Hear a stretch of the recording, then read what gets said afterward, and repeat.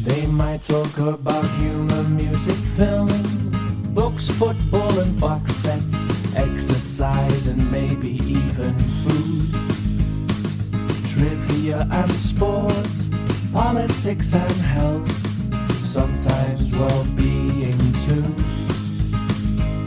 On the Life with Brian. On the Life with Brian. Coming up on Life with Brian. And then Sam Allardyce walked in and I said, "All right, Sam, how are you? My name's Emmett." He goes, "I know who you were. I've been up since 3 a.m. fucking watching you." Brian didn't tell you was when he tried to get into that restaurant in Birmingham, he was still wearing those United shorts from 1990. That's well. No wonder he got turned away then. There I was, sitting on set with Brendan Gleeson while he was doing a monologue while I'm clutching my sphincter.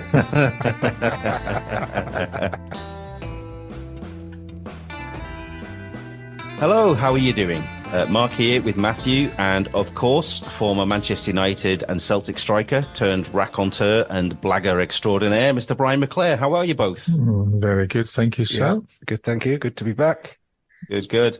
And as always, we have a special guest. And on this episode, we have an actor with a wealth of screen credits behind him, including major roles in Hollyoaks, Peaky Blinders, and most recently, the outstanding RTE crime drama Kin. It's a big welcome to Life with Brian to Emmett J. Scanlan. How are you, Emmett? I'm absolutely sublime. A little bit hanging, but absolutely sublime.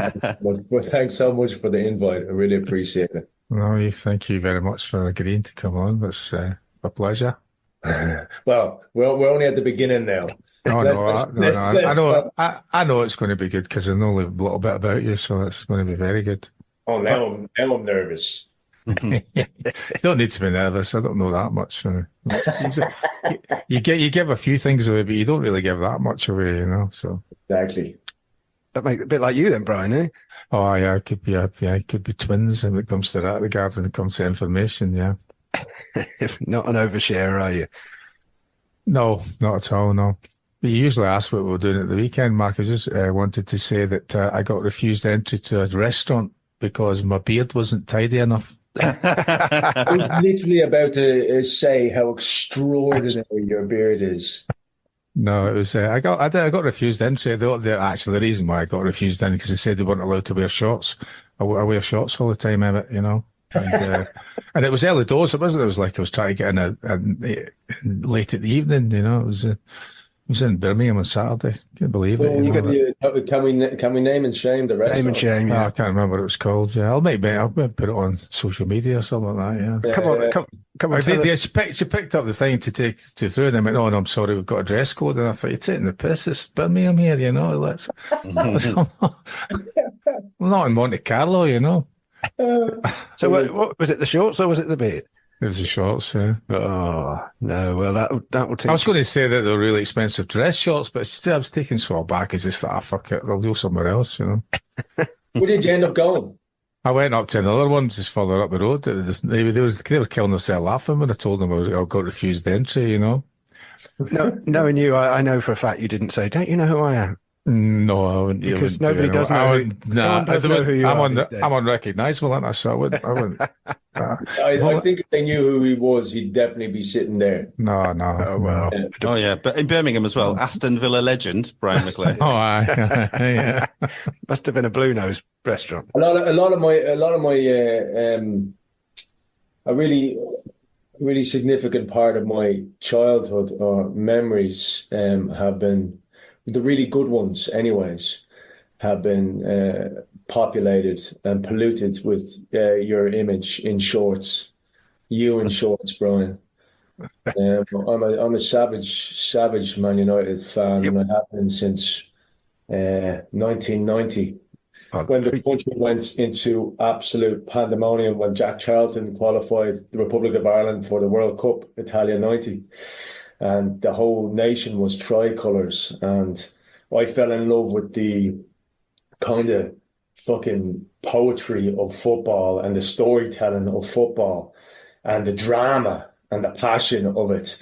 When I'd watch players, like Frank Stapleton and Staunton and Paddy Bonner and all that sort of stuff. And then my dad was a Man United supporter, so it was only right that if I wanted to continue living in the house at a fine young age of about 11 years of fucking age, that I had to support the Red Devils themselves. And since I'm at times possessed by a devil, it was quite fitting. So I've been following it since 1990, and obviously it's the reason why I even came on this is just to be able to meet you, to say hello and stuff like that. So I guess my point is, you in shorts is delightful. Thank you very much. Very kind of you. Absolutely delightful. What Brian didn't tell you was when he tried to get into that restaurant in Birmingham, he was still wearing those United shorts from 1990. Maybe that's well. No wonder he got turned away then. Didn't see much not left to the imagination in those things. But 1990, following United, I mean, that's peak Brian McClare era, isn't it? So, I mean, it's Well, it was, because like I said, back with Italia 90, when I remember my first memories of football was Ray Houghton scoring against Italy. It was Paddy Bonner scoring saving a penalty against Romania to get us into the quarterfinals. I'll never forget the commentator shouting Scalazio, who knocked us out of it haunted me for ages. It haunted me for knocking us out of the World Cup, and it was our first time ever. And it was like put him under pressure, Jack Charlton, Paul McGrath, all that sort of stuff. So Dennis Irwin. So it was falling in love with football then, and the uproar in the country. You couldn't go anywhere. The whole place was green, white, and orange. It was just tricolours everywhere. People were spilling out of pubs. Not that we needed an excuse back then, or even now, but it was. And then when, like you said, it was peak Man United. It was like in 1990. I remember the team that I was watching and the characters. I remember when Cantona came in and fell in love with that lad, and I was just like, who the fuck is this guy? But the whole team. I mean, was there like a? Can I ask you a question? Yes, please do. Course, please do. Yeah. Was there like a moment or a signing or even like a feeling, something? What might have been something small, innocuous. Who the fuck knows? That you felt like, oh shit, this is the turning point. This is like something special is about to happen. We're about to take over. I think that for me, because I'd been there for nearly all the. Well, Fergie came in November '86, and I signed in the summer of '87, and it was very much transitional and very much dramatic, as you mentioned earlier, with various things. But to win the cup, I think after a replay in a game that was, I suppose it was very similar to perhaps the drama of Sunday's game, where you're 3-1 down against Crystal Palace in the cup final, and Mark Hughes scores 2 goals later on to make it 3 each. I think maybe sort of things like that. Then you start all the way through that cup run. I think we had fortune, but I think maybe that was, the thing that whatever the idea was, whoever it was that whether it was a goal at Nottingham Forest that saved Fergie's job, which I don't really buy into that one, but winning that. With regards to winning the league, there was 2 things I think would. Leeds won the league. I mean, people going about was losing the league in the last ever English First Division, but Leeds went on to win the league. But after the last game, Alan Hansen said we'd never win the league because that was the best chance we'd get. So that was one thing that gave us a lot of, certainly me, a lot of desire. I've never ever wanted pre-season to come because I hated pre-season, but that's the only time I was really keen to get back at it again, because we knew we'd come so close. We knew we were a good team, and we were looking forward to the start of that season. The season didn't start that well, but we got into a bit of a rhythm. And then, of course, when you end up signing somebody like Cantona, we made a big impression on everybody. I think we made a big impression on him because before he came, he had a reputation of being getting pissed off very quickly with his teammate, with his coaches, with his managers, with the referees, anyone that he just fell foul to his idea of what was right and wrong. But he couldn't have made a better impression when he came into that dressing room, Emmett. He was just like, as I always see him now, as a good guy who'd come along to do, and I've heard you mention it a number of times. He came to work on the first day, and he came to work to be the best version of himself, and he did that almost all the time, apart from obviously a few occasions on the pitch when the red mist came down. Yeah. But he did the same thing that potentially it might happen when you're going along to play a role in a film. You've got an idea of a reputation of different people who you're going to be working with, and you're hoping that they've got a similar view of exactly what it is, and you get on well, and you have a bit of a few cracks, bit of a laugh, but then you've got on to do the job in hand and be respectful of each other, irrespective of what had happened in the past.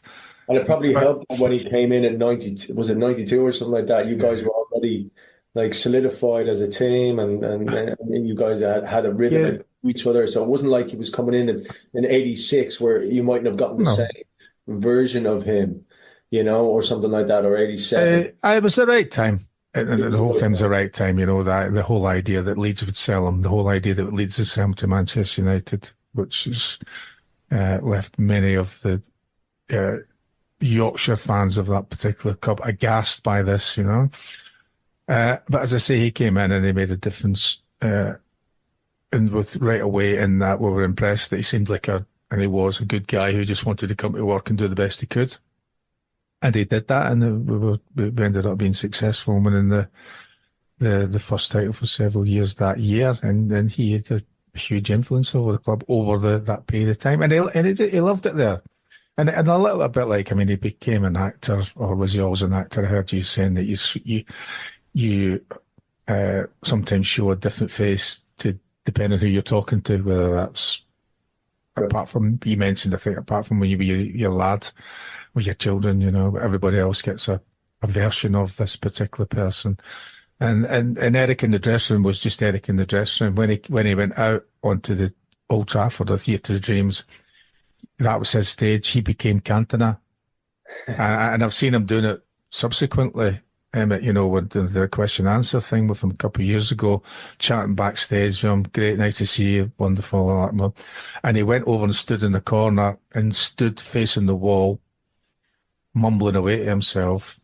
And then he came out and he stood at the side of the stage. He took a deep breath and he walked on as Cantona. And I thought, wow, that was what he was. Wow. What he was doing as a player as well. And he came off and he became Eric again.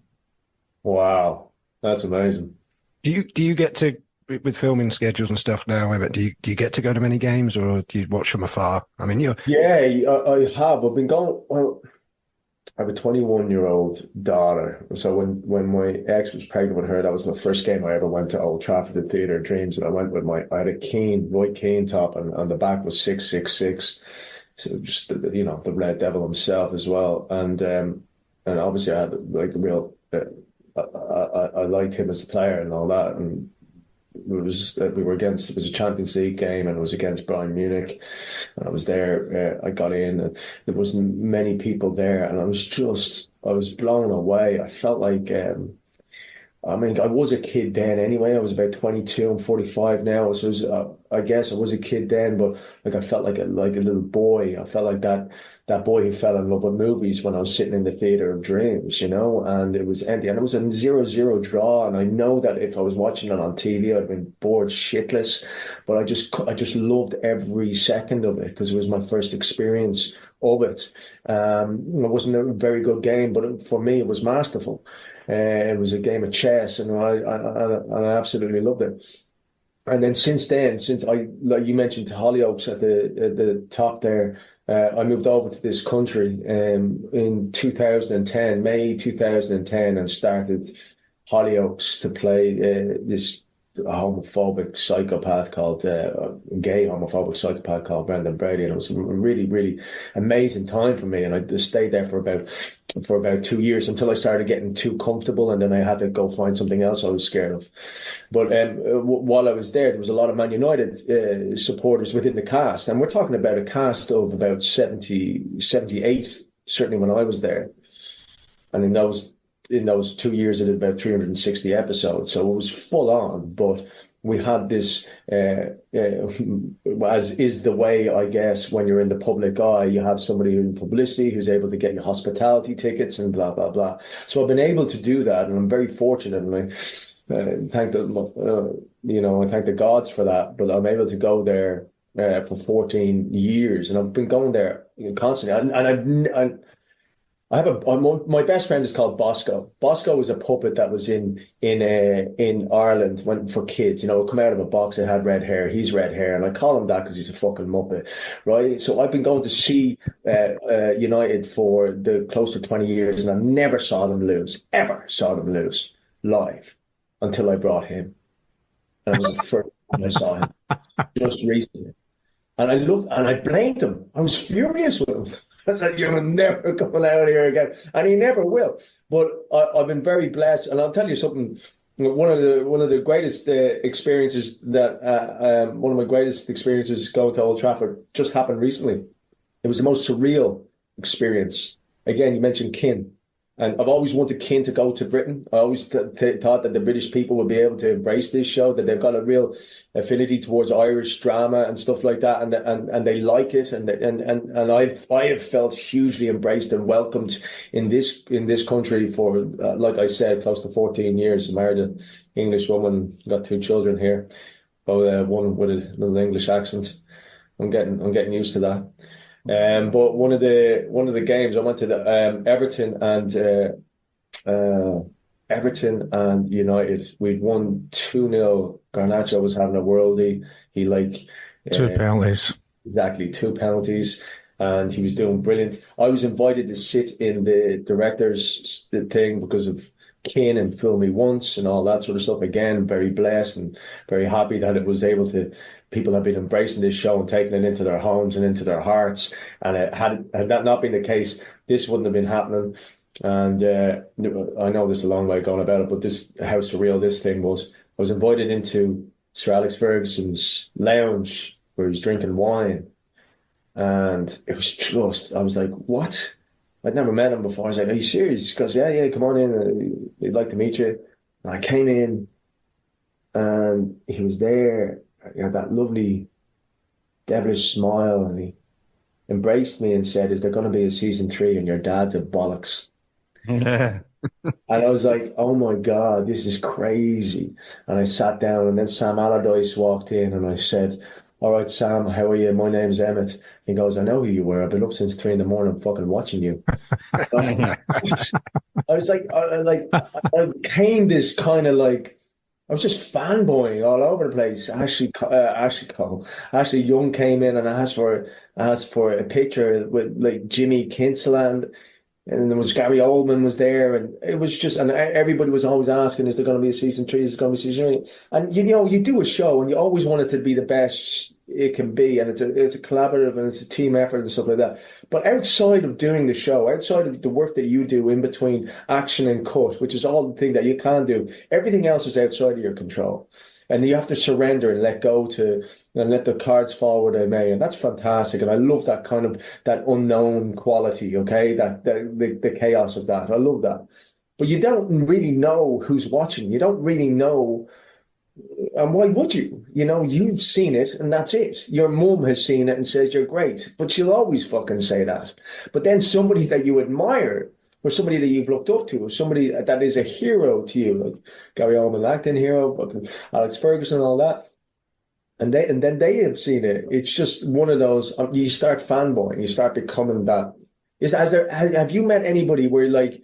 For you, Brian, where you'd meet somebody and you wouldn't know what to say, or you get a little bit nervous or excited? Well, yeah. Who would make you salivate if you'd met?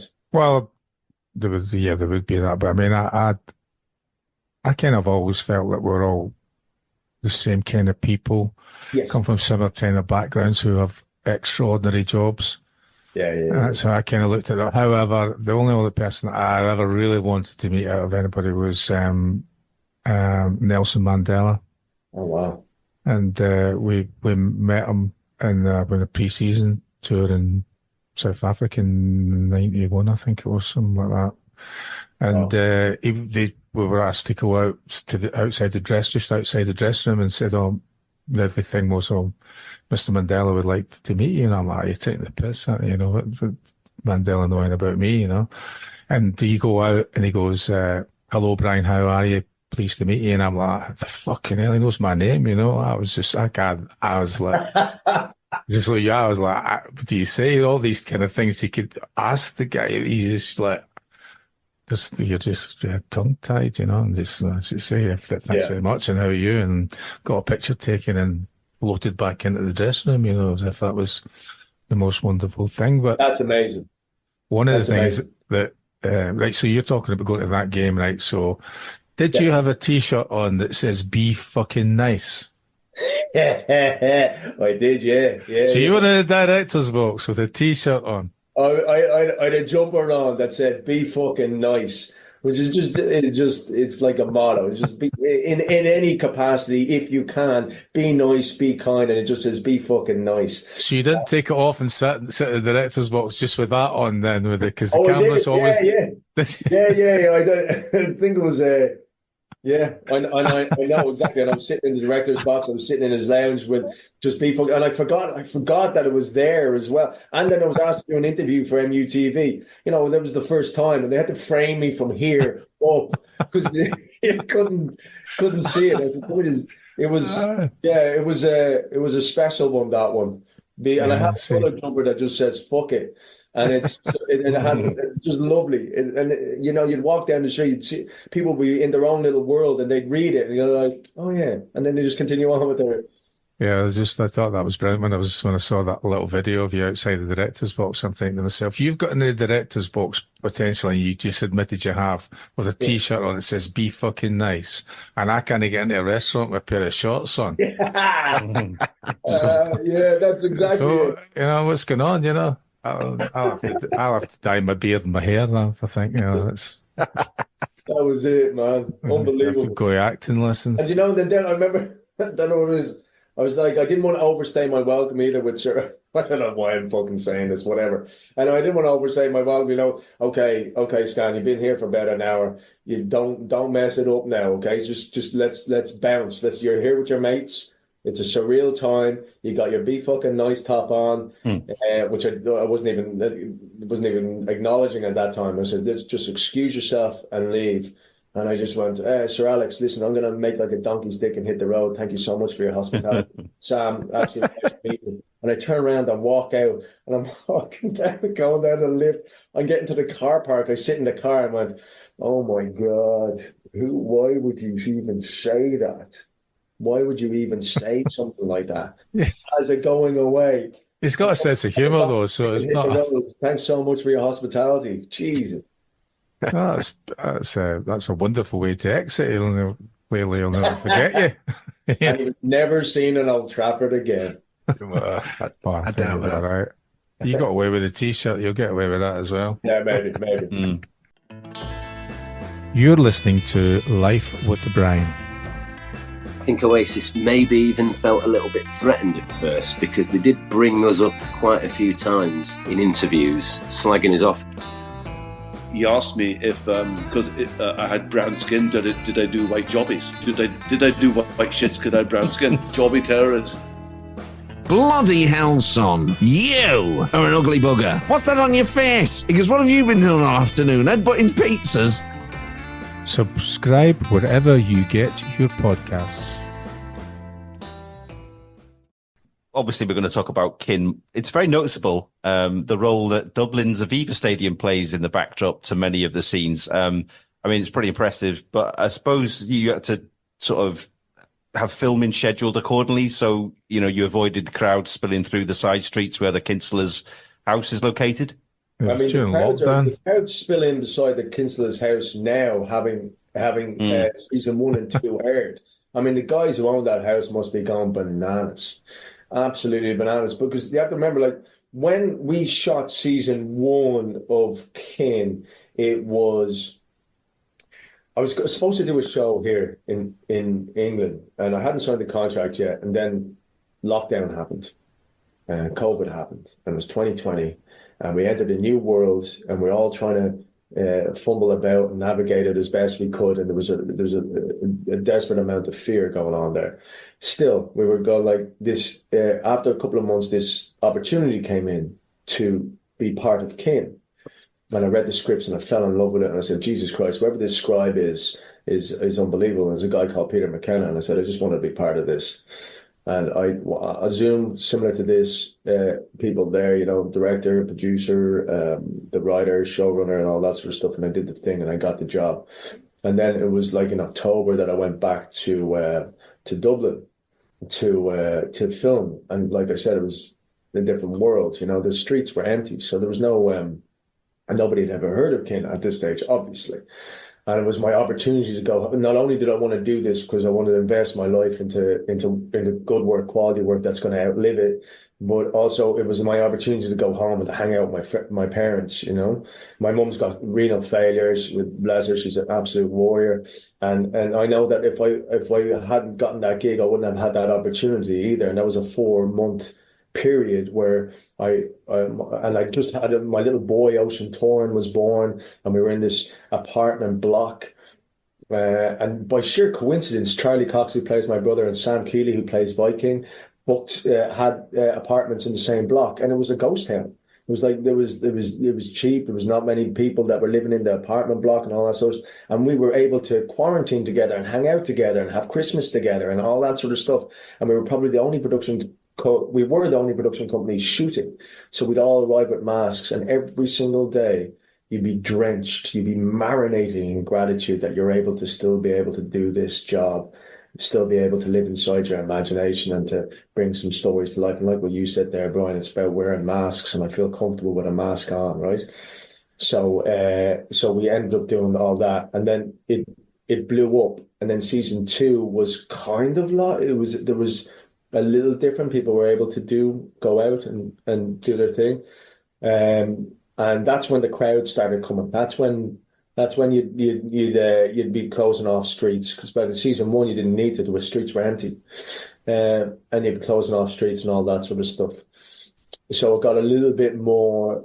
I wouldn't even say it got difficult, because everybody's so sound and laid back at home anyway. So it was just, like more and more people would probably come. And now, having season 1 and 2 aired, people are visiting Ireland just to see the Kinsella House and the Aviva Stadium. And it's a beautiful backdrop. It's a beautiful stadium.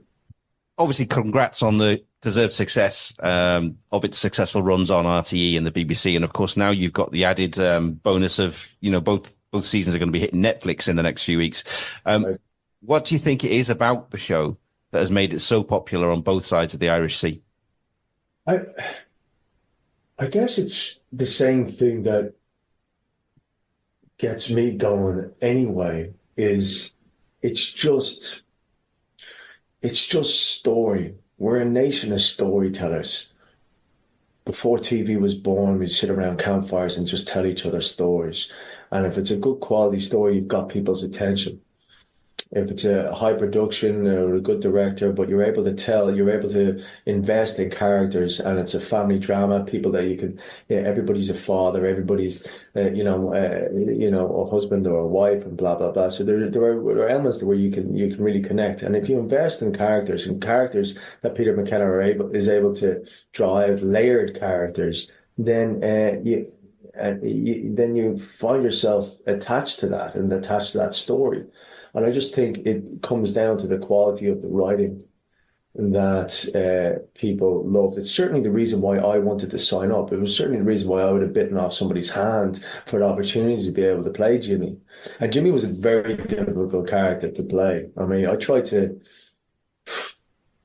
he's such a vulnerable character as well, and he gets fucked over quite a bit. He's probably the most loyal out of the whole family as well. Mm. And there was some really, really tormenting days for me, and those days were tormenting because I tried to impose myself on the character, where you try to, instead of separating yourself from the character, I tried to defend them. And so those type of things were kind of difficult. And I try and get on set, and I try to get out of my own fucking way and make believe in the best way I could.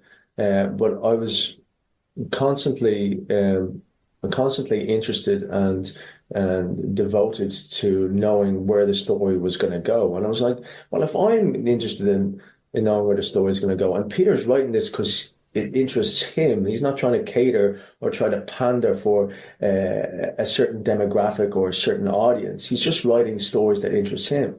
And I think if you can write stories that just interest you, then there's an openness and there's a vulnerability and there's a truth there, and people can see that. They're not fucking idiots. They can see that. And I think that's why it probably, I think I mean, why did you guys like it? If in fact all of you did like it, and I've seen it. Yeah, I've seen it. Yeah. Well, what was it that like?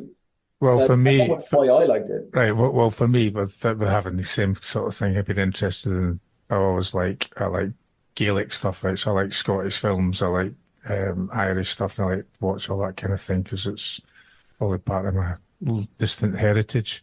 So I'm always interested in things like that. But having spent time different places, going back and forward, I used to get wee glimpses of things that were going on from the front page. So I'd probably be travelling back from events on a Sunday, and you get a little glimpse of what was going on the front page of the newspapers, right? A lot of gangster stuff, a lot of drug stuff, a lot of different things. So when I started watching it, it was so real. It could have been taken from actual fact. All of it appeared to me, it could be factual, you know, and all the little nuances. For example, your character collecting snakes and things like that were brilliant, right? Little little things like that.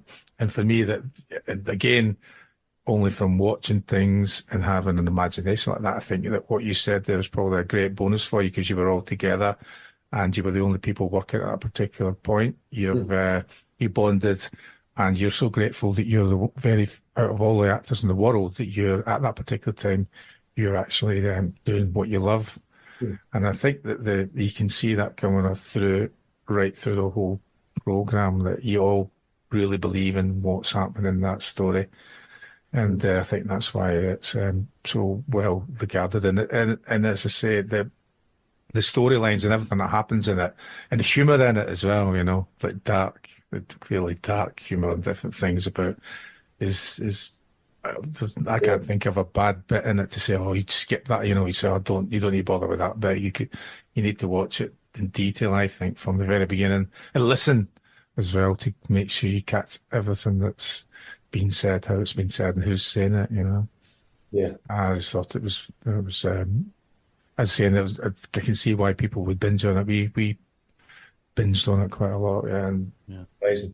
And we would very much recommend. I'd recommend it to, if anybody was asking it, that over the recent months, if anybody said, has anybody seen anything decent? Because that's what we're all doing now. We all watch various different things. So have you seen Kin? Oh, no. Oh, yeah, brilliant. And everybody that's either seen it or everybody that's recommended have went the same thing. Yeah, it's been a worthy watch and a worthy listen. Thank you, man. That means the world to me. Well, there's a recommendation to put on the posters for Series 3 if it ever comes out, isn't it? Yeah. Let us for Series 3 right there now. It's just brilliant, isn't it? Like the acting, of course, and the writing, as you mentioned, Emmett, is just like top notch. And I love the way that every character is damaged and has that vulnerability and has their flaws, yet each one has a different redeeming feature, despite the fact they're all terrible, despicable people.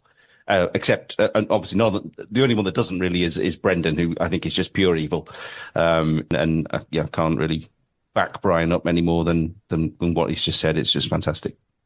Can I just ask you a question about actors and acting in general, Emmett? And is this, when you get nominated for an award and you go to the award ceremonies, when the person doesn't win, is that the best acting for actors? Yeah, that's not the best acting.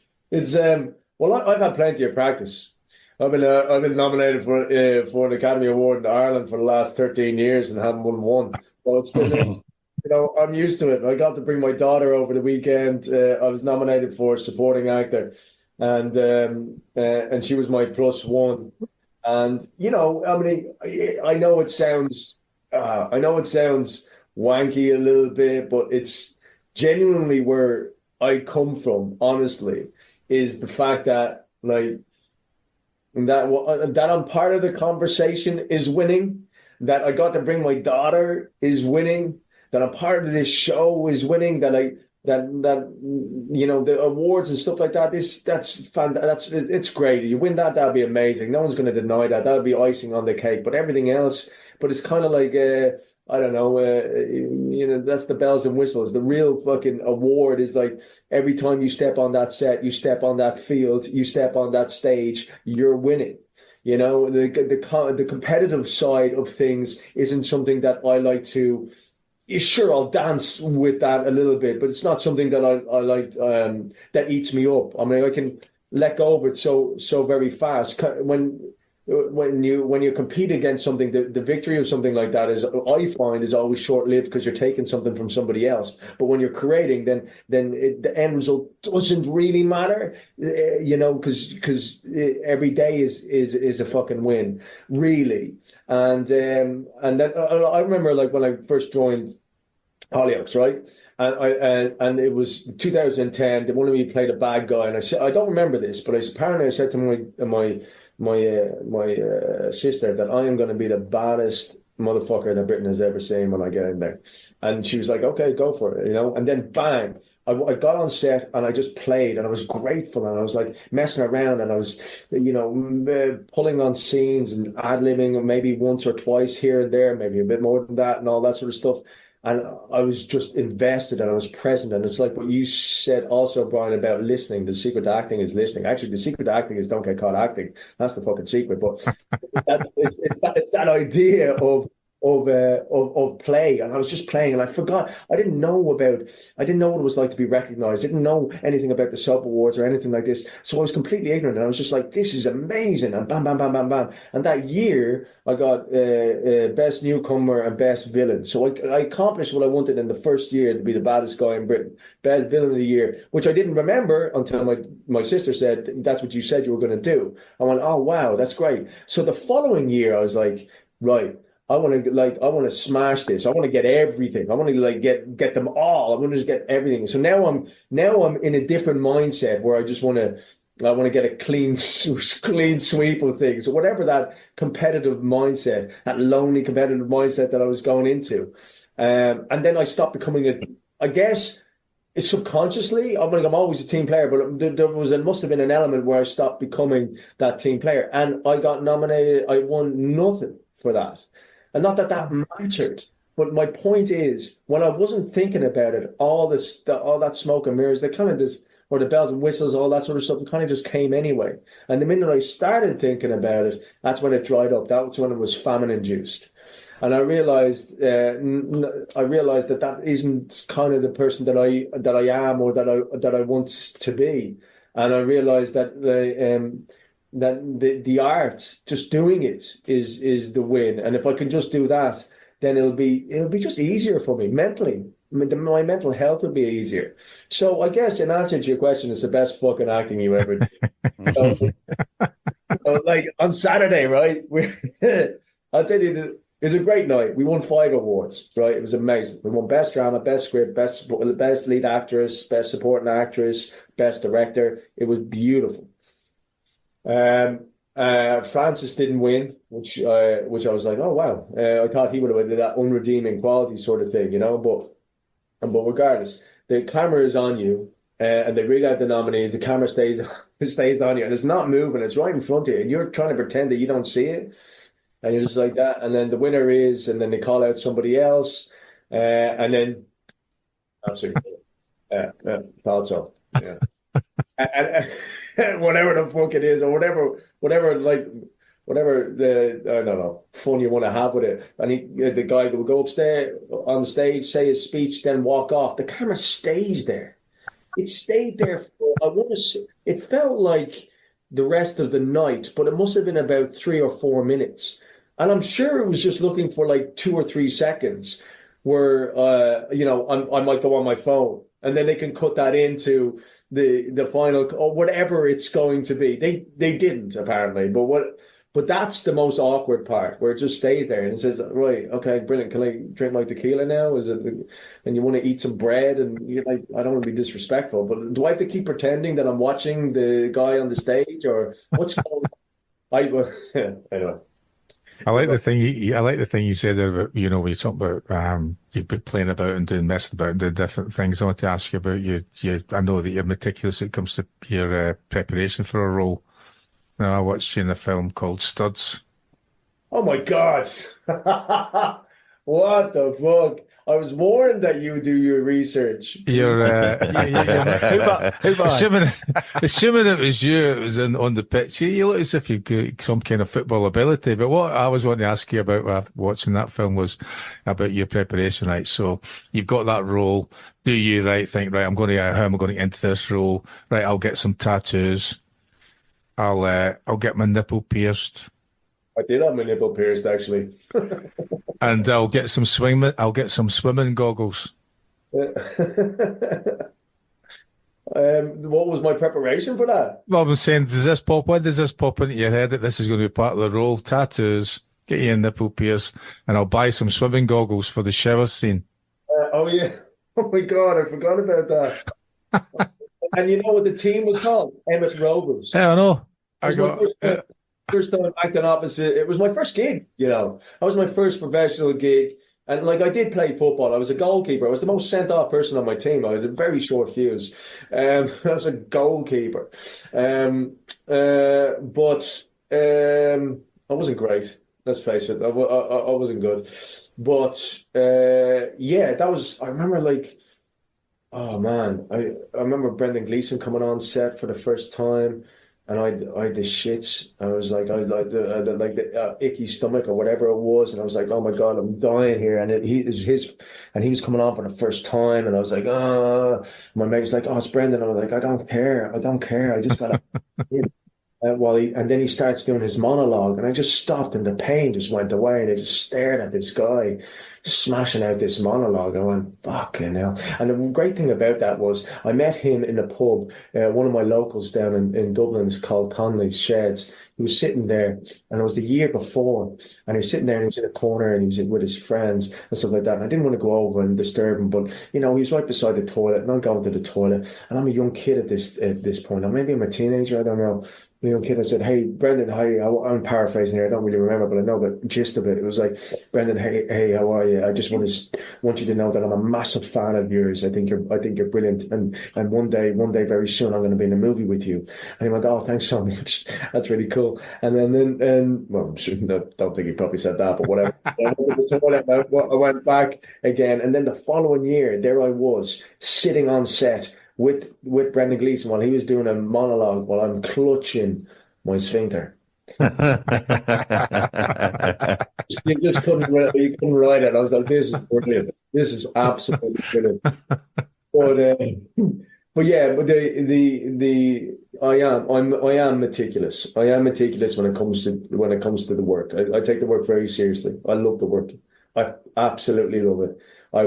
I do as much work as I can, guys. So by the time I step on set, all I'm doing is playing. So I don't have to think about anything. It's like training. And then you get on that pitch and then it's just play. It's just play.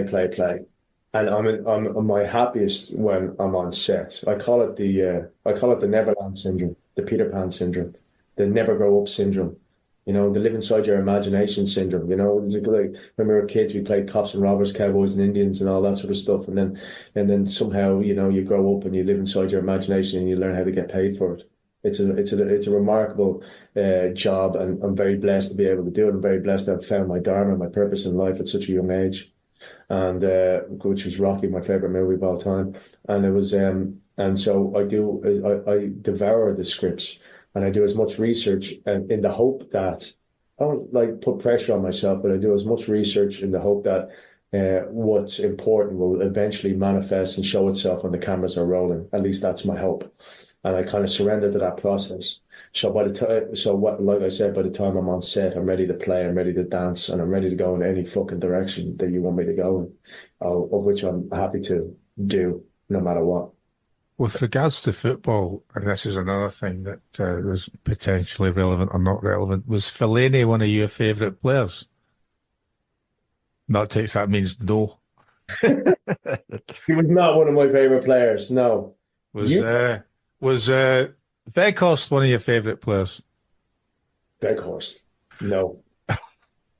Although, What about Gary Neville? Was he one of your favourite players? I do like Gary. I have to say, I do love Gary. Yeah. I mean,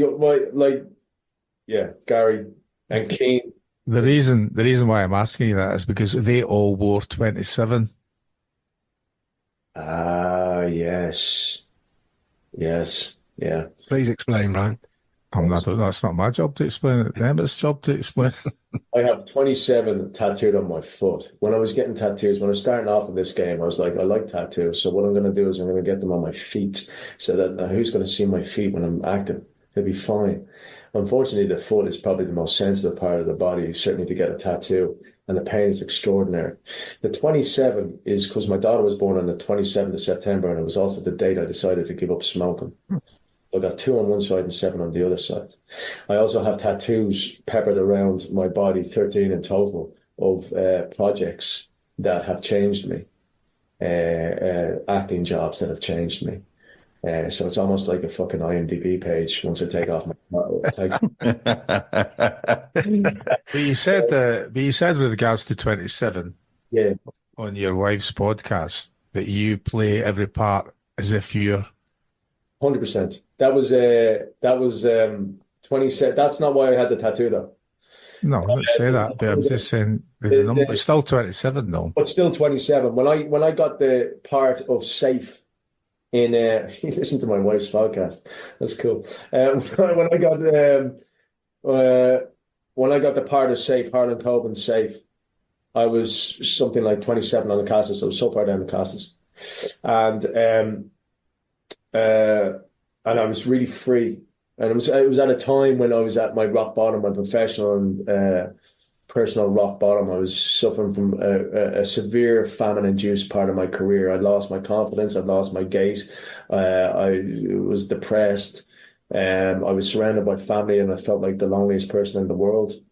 I'd cry for no reason. You know, it was a really tough time. So when this job came along, my agent said, "Hey, they want you to do this Harlan Coben series with Michael C. Hall," and I was like, "I'll do it." At this point, I was like, "I'll do anything." And I said, "Well, I have scenes with Michael." And he says, "Yeah." And I said, "Well, then I'll do it." "We don't know what your character's about." I said, "I don't care. I'll do it. Just put me in there. Put me in, coach."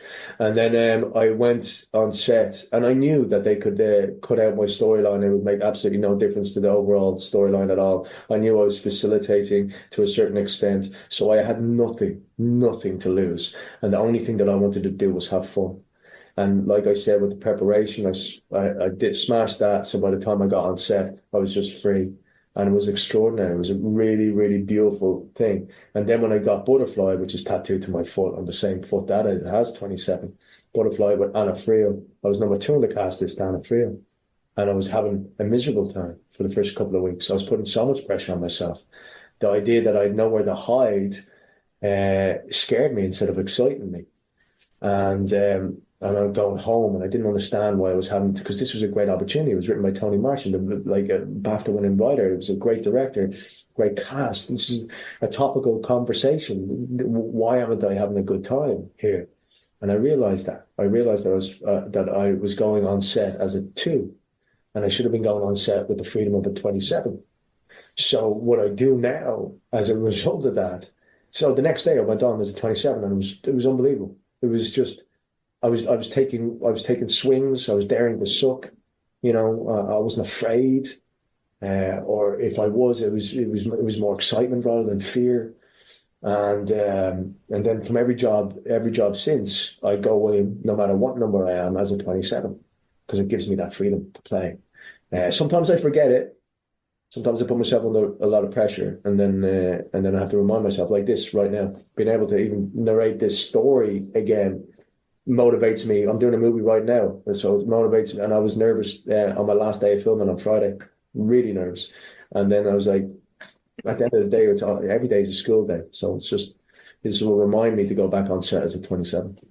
It sounds to me, listening to you talk, that acting's basically your whole life. It's like it's what you always, it was what you were born to do almost. Is that how it was to begin with? Was it you from an early age? Were you absolutely, because I mean, we had your Peaky Blinders co-star, Packy Lee, on the show a couple of months ago, and he was name dropping. He's such a subtle man. I do. But we were discussing this sort of the situation of a guy growing up in Belfast wanting to get into acting, and the hurdles that are in front of him in terms of just stigma attached to it, and his surroundings and the people around him. Was it a similar situation for you in Dublin, or where did this passion for taking the stage come from? This passion, it came from. Here's a beautiful thing. You'll know this, Brian, if you've been listening to the podcast. I'm very spiritual, and I'm a massive believer in manifestation and all that sort of stuff. This isn't how I always started off. Like, growing up, I was quite aggressive. I mean, you weren't allowed into a restaurant. I was barred from every bar in Dublin at one point. So it was like I had a lot of anger inside of me, and it wasn't until I hit like a kind of a rock bottom, and rock bottom is. Kind of like anytime you think you've hit rock bottom, the universe goes, no. We've got another level for you to go there. Get a load of this shit. But I do know that, like, growing up was kind of a lonely time for me growing up, and I watched the movie Rocky with Sylvester Stallone, and I was absolutely blown away, and I was transported into this. I just remember the feeling I got from listening to the music and watching Stallone's performance, which I thought was so mesmerizing and delicate and nuanced and gorgeous. And I was like, what is this feeling that I'm getting over here? I remember shadowboxing behind the couch to the montage time and time again. I'd watched that movie over and over and over and over again. And I was like, wow, this job that this guy has, that my hero, Sylvester Stallone, imagine being able to touch a kid on the other side of the world, a kid that you were probably never going to meet, and inspire him into wanting to be able to tell stories and wanting to be able to do stories. So by the age of 8, I found out what my purpose in life was, and I wanted to tell stories, or I wanted to be a hero. I don't know which one it was, but I'm pretty sure that it was to be an actor. Now, the irony is I get cast as the Dolph Lundgren in most of the shit that I do, but I am still getting cast, and it's that just journey of telling stories, and I've been able to touch people in a way, because that's also another part of it, like it touched me. And I don't mean, and again, that might sound wagon, and no way am I saying that it's the same, but I fall in love with stories, and I have fallen in love with stories from a very young age, and it has a massive impact on me. And the movie that I'm doing right now, which is a David Ayer movie, David Ayer wrote Training Day with Denzel Washington, did Suicide Squad, Fury with Brad Pitt. He's a phenomenal director. I've been following him for over 20 years. This movie that I'm doing, starring Jason Statham, is written by Sylvester Stallone. And I'm sitting there going like, oh my God, this is unbelievable. I like every time I step on set, I say the lines, or I'm doing this sort of thing. I'm doing his story. And I'm reminded of that kid behind the couch, shadowboxing. I'm like, fucking hell, man, you're getting close. You're getting close. Who knows? Maybe the kid will meet Sylvester Stallone. I don't know, but that's the journey. I'm lucky that I knew what I wanted to be when I was a little kid, and because I was kind of lonely growing up, and I didn't really have that many mates or anything like that, and I guess I was just me in my room, playing with myself. If you do ever get the chance to meet Sylvester Stallone, do you think you're going to pull out the donkey dick line with him as well? Oh my God, what the fuck was that about? I was going to say, if it makes you feel any better, a young 10-year-old me would never have believed I would be co-hosting the Brian McClare podcast 20 years down the line. Oh, here, listen, you're not the only one. Can I ask you something as well, Brian? Well, like playing football, I know you've been probably asked this a million times before, right? But I don't know the answer to it. Just like the toughest people that you've played with, or the most inspirational person that you've played with, the toughest person you played with, and the toughest person you played against. Because I remember I heard a story, and I don't know whether this is true or not. Maybe you could tell me. I just heard a story that I remember hearing that Vinnie Jones said the toughest player he played against was Dennis Irwin. He went in, he clatters him out, sends him right into one of those advertising boards, does his classical bad tackle right into him, and apparently Dennis Irwin just stood up, shook his head off, ran by him and says, "Do that again, I'll rip the fucking head off you." And then just continued on running. He goes, and that there was the hardest guy I ever went up against. Yeah, well, I can understand why Dennis would say that, because we all got this idea in ourselves that we felt all that team were bullies. You just had to stand up to them, and they did fold a few times and you stand up to them. The kind of thing that Dennis would have stood in the chair to rip Vinny's head off, because Dennis was a hell of a lot smaller than Vinny. But we did have all that kind of attitude. The kind of part of the thing about it was that we all believed in each other, that if it kicked off, and it did once down at Wimbledon with Viv Anderson got punched, that we would all be there ready to just get stuck in. Okay, physically we might not have come out on top, but we were never going to back down. Vinnie Jones, one of my first experience of Vinnie Jones was playing at Old Trafford against Wimbledon in a midweek game, and Remy Moses was playing. Now, Remy was a small lad as well, but Remy was fucking tough, right? He's proper tough footballer, but fucking street tough, He's like no messing with Remy. The various different stories I'd heard about him, and he was a very quiet lad in the dressing room, but I've said anything. But that night on the football pitch, they were playing the game, and Vinnie Jones came, did something, had a tackle or something like that, and he said something. I'm trying to think exactly what he said. He went off. He was snarling, or was about to snarl at Remy or something like that, and then he just turned around, looked up to him, and said, "Steady, Vinny." And Vinny went, "Oh, sorry, Remy, didn't really mean that. It was just one of so he thought, there you go. It's not the size, but who's tough. So you got to be careful of the quiet ones.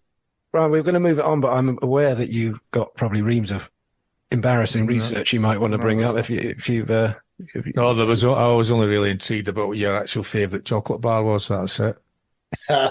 Really?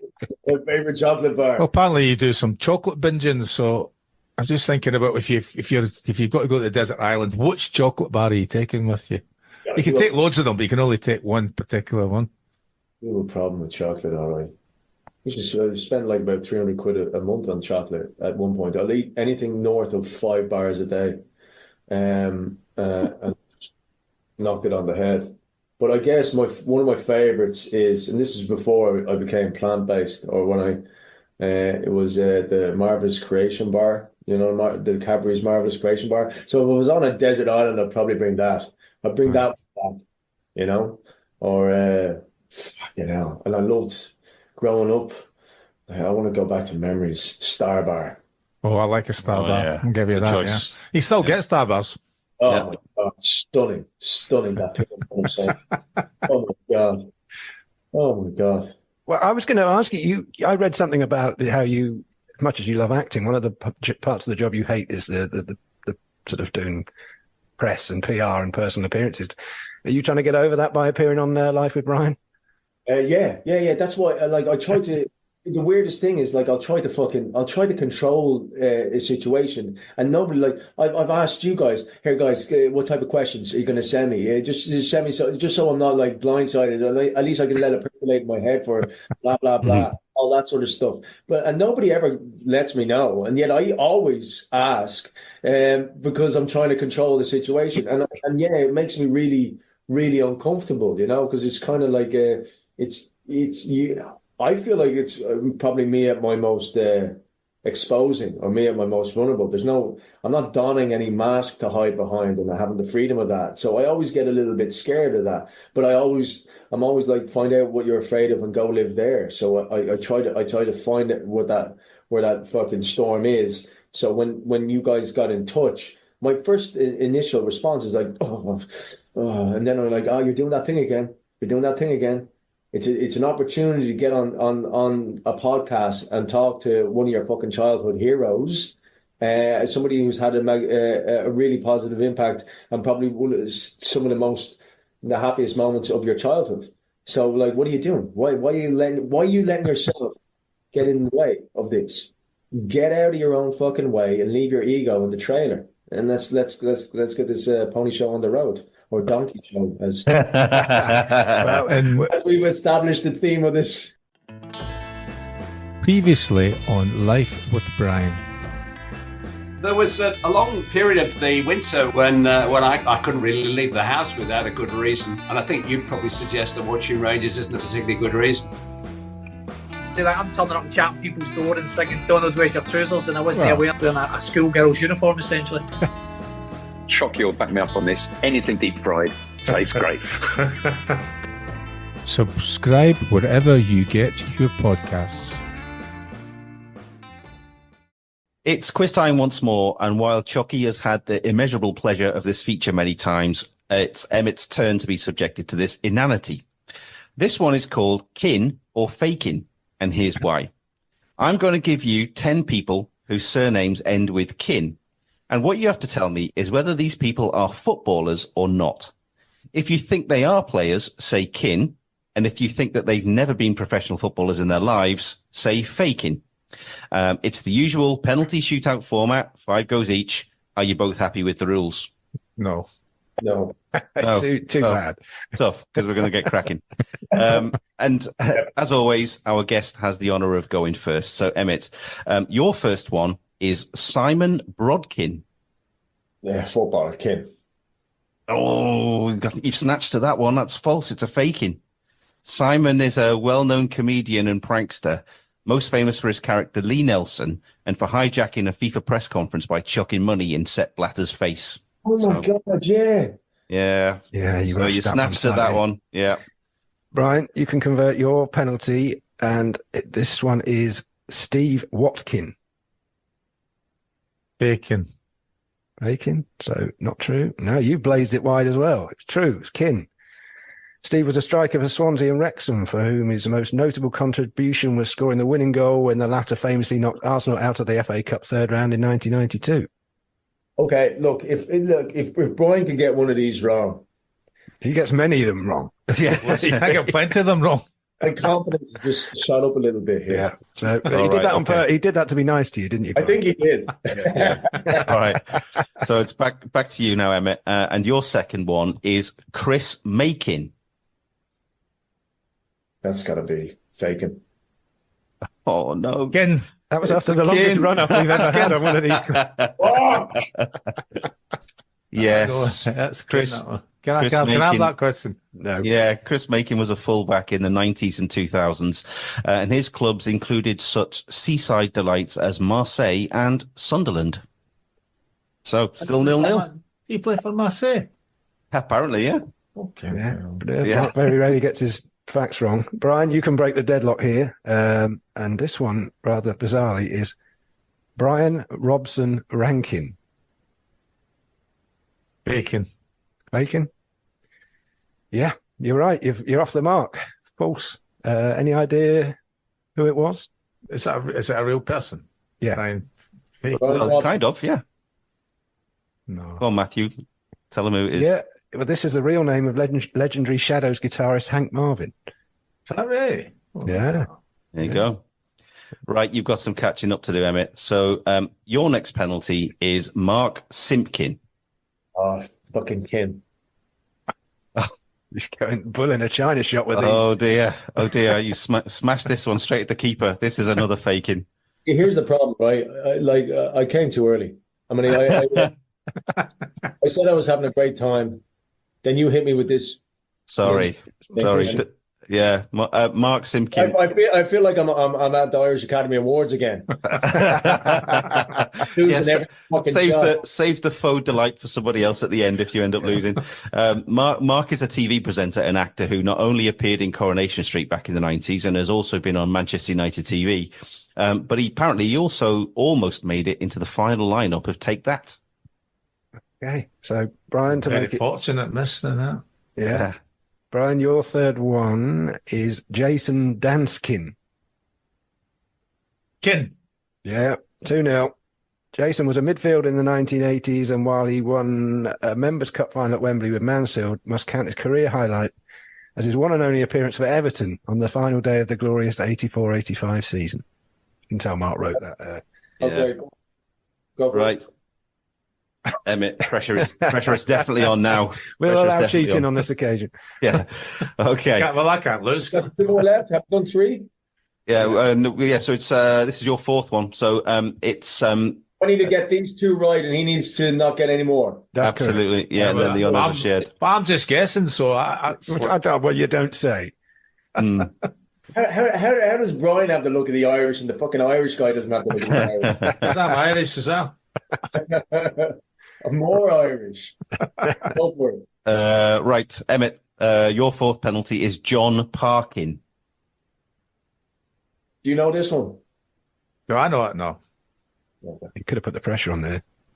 John Parkin. Come on, get one. Get one. Manifest this. Here we go. Ready? Fake it. No, it's a kin. It's true. Is it? John was a much troubled. Has anyone missed all 5? No, Not yet, but you're certainly on course. Yeah, so that's 0 for 4 at the minute. John Parkin was a much troubled striker, particularly throughout the Northern League clubs. His renowned appetite and rotund build didn't prevent him scoring over 200 career goals. He's now a host of the popular Under the Cosh podcast. Never going on that. Brian, your penultimate spot kick is Tim Atkin. Shaking. Yeah, you're rubbing salt right into the wound here. Oh no! I'm now going for the worst. Well, you may as well. Yeah, get the Still record. a trophy. Just for the purists, Tim is a wine journalist and broadcaster who's often seen on BBC One's Saturday Kitchen and in various newspapers and websites. Wine journalist, eh? Yeah. No wonder you knew him, Brian. It's actually a clever game, this. Well, we spend hours on it. Oh, please, no, don't say that. You'll just encourage me. No, don't be saying that. This is a terrible game, Emmett. Listen. I'm going for 5-0. Let's go there. Okay, come on. Right. So your 5th and final penalty is Jeremy Wilkin. Kin. I'm saying Kane because I want it to be over the bar. I want it to be. Well, you have achieved what we thought was the impossible, and you have got all 5 wrong. That Jeremy Wilkin is a faking. Yeah, he's a false. Yes! You are into the Hall of Shame. You are officially inducted. Yeah, Jeremy was an actor whose most prominent contributions were to the 1960s animation works of Jerry Anderson, most notably as Virgil Tracy in The Thunderbirds. I don't think we should even do the last one. Do you, Mark? Seeing as Brian's won it convincingly, should we just get straight onto the mailbag? Well, how many have you gotten so far? There's one left. There's one left for Brian to complete the clean. Homework done. We might as well do it. Go for it. Come on, Brian. All right then, Choccy. David Mencken. Ken. No, he's gone easy on you and he's rolled it wide. David's a Norwegian actor whose most notable roles are Virgil Tracy in the modern remake of Thunderbirds. Yeah, so there you go. I pulled 2 extra. I pulled 2 Thunderbirds out of the I've watched all of them as well. Oh, he's in the modern remake, you see. So there you go. All right, so 3-0. We've broken. Well, I'd say we've broken our duck, but Emmett hasn't managed to break his duck at all there. But we can only apologise, Emmett. McClare's mailbag. McClare's mailbag. McClare's mailbag. Over to you, Matthew. What have our listeners been sending into the mailbag? Savage, the disappointment in your voice to say that. We'll have a couple of listeners and then we're going to wrap this the fuck up. No, we can chat. We've got nothing to do for the rest of the day. But, Oh, speak for yourself. I've got a man coming to fix me roof. All right. Kieran Nevin asked you, Emmett, it says, has Hollywood ever been an option for you? Is it something you might consider going forward?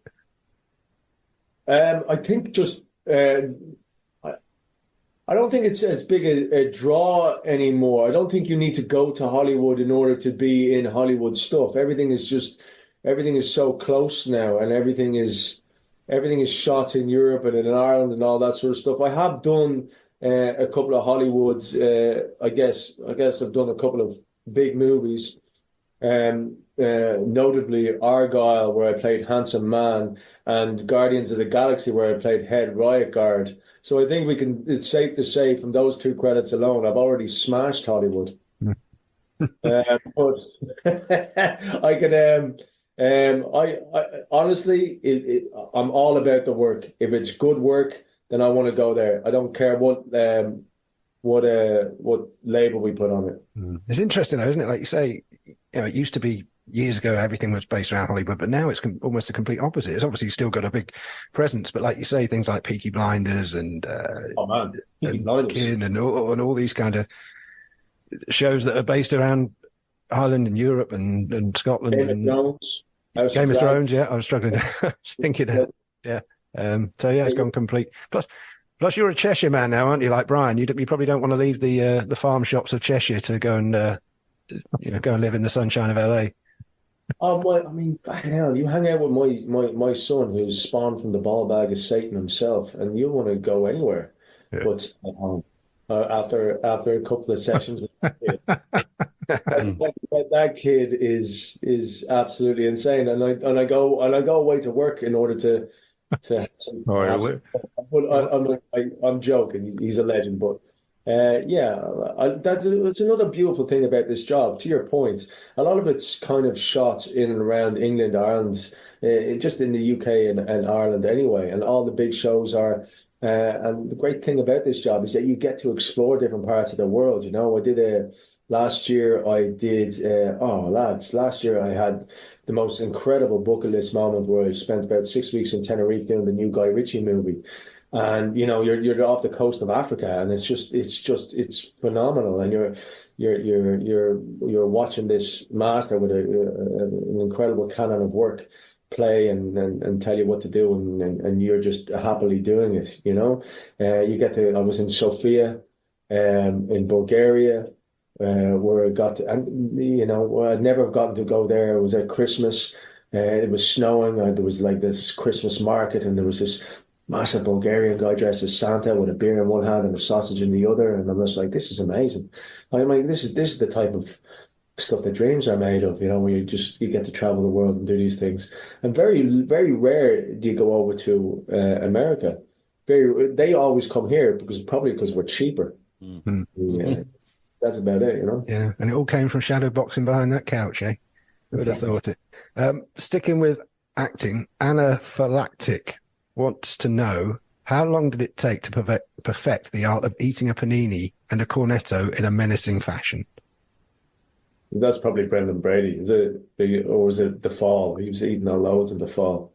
In a menacing fashion, take big bites, don't blink, and breathe heavily. That's how you do it. Yeah. That's how you do it. That's how you eat in a menacing fashion. Is that the first thing you learn at drama school, is it? Yeah. And you go to drama school, obviously. But that's it. Acting one-on-one. There you go. A question for you both from Jonathan, and he's simply put, The Wire or Sopranos? Sopranos. Mm-hmm. Any reason? I just think it's better, more realistic, better stories, better acting. Yeah, they're both amazing, but The Sopranos is a masterpiece as well. It's just, yeah. Are you both 2-0 Sopranos then, eh? Yeah. Okay, and we couldn't have a mailbag without our old pal Cumbrian Dave. So here he is. Question for Emmett and Choccy. Emmett, you were called a Tasmanian devil when you were a child. So who out of your acting friends and colleagues would make a fitting Tasmanian devil? And the same for Choccy. Who comes to mind in your footballing career, apart from Sir Alex, who may make a Tasmanian devil? I used to call Sparky a Tasmanian devil, because off the pitch he was the nicest, quietest man, but you get him in training, he'd be running about kicking everybody.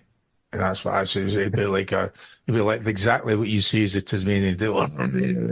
Wow. About doing all that sort of thing, try to kick people. That's what I called him, yeah. Oh, he's a Tasmanian devil coming out, just such a contrast, So Mark Hughes. That's cool. Sparky. That's fantastic to know. My family, my parents nicknamed me the Tasmanian Devil because I'd walk into rooms and just destroy them. Absolutely, like just growing up. In fact, my nickname, this true story. I was staying with my parents while my wife is an actor and she was leading a show called Heartacres in Dublin. So my mom says, you can stay with us for about 4 months. You can save on rent and all that sort of stuff. You can use the money for yourself. And I was like, oh, that's a great thing. And so I moved back home with the kids, and that was triggering to say the least.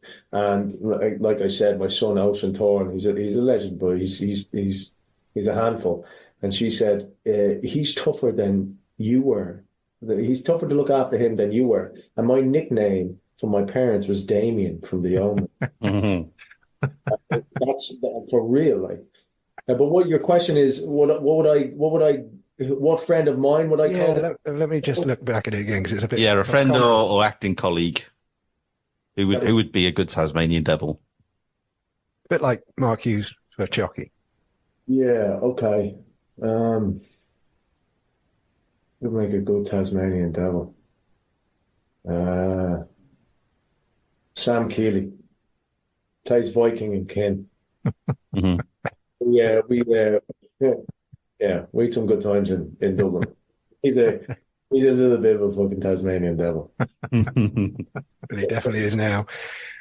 Okay, that is that for the mailbag, Mark. Yeah. Okay, then we've reached the end of this episode. So all that's left is to say our farewells. And firstly, Emmett, thanks so much for sparing your valuable time and coming onto the podcast. What's next for you on the acting front? Doing Levin's Trade, the movie down in London, the David Ayer movie, Jason Statham. So it's Levin's Trade. It's a movie that's written from a series of books. So that I'm busy doing that until the end of May, and then after that I go into the world of the unknown, and I've got a good relationship with that place. Well, fingers crossed there's a Kin series 3 somewhere in the near future. Thanks God. Brian, Matthew, thanks so much as always. See you on episode 50, our half century. Yes, yeah. Thank you. Thanks very much, Emma. That's been brilliant. No, I couldn't have. I was nervous, and I couldn't have thought of a better way to spend my morning than to talk with you guys and to meet you, Brian, whom, like I said before, I won't embarrass you, but you had a big impact. You and the boys have had a huge impact on. You added colour to an otherwise interesting childhood. So Thank you. I appreciate you, and I love what you guys do. And thanks so much for the invite. Well, I was very nervous as well. I doubt that. No, seriously, I was. I mean, I'm not so much, but I was. I don't have no explanation for it, but I was pretty nervous coming into this one. Well. Yeah. You'll have to meet up in one of your Cheshire locals one day and have a pint. It's the other side of the country, that. Yeah. Well, if you ever find yourself in Chester, Brian, you send me any of you dudes find yourself in Chester, let's go down to the local. Let's do some tequila. Definitely. See you there. Finally, thanks to you for listening. We're back again soon. Please subscribe wherever you get your podcasts. Leave us a 5-star review if you can, and follow us on X and Instagram at Brian McClare Pod. We're part of the Sports Social Podcast Network. So we'll see you soon, and take care until next time. Life with Brian, talking films or music. Life with Brian, talking TV and food. Life with Brian, talking trivia and exercise. Life with Brian is different every episode. Life with Brian, talking politics and football. Life with Brian is different every episode. Life with Brian, Life with Brian.